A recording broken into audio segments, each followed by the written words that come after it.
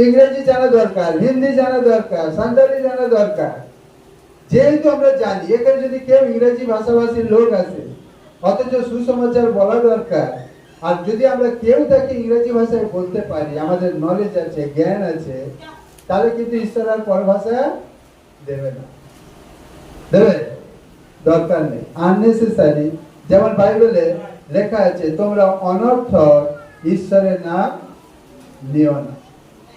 আরে বাবা, ঈশ্বরের নাম নেবনি না, অনর্থক অর্থবিহীন ভাবে ঈশ্বরের নাম নেওয়া উচিত নয়।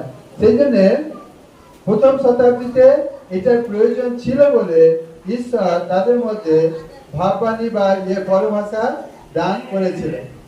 কেউ কেউ দেখবে টিভিতে হিলিং করছে না, হিলিং করার সময়, প্রার্থনা করার সময় পাস্টর কি বলছে এরকম করে,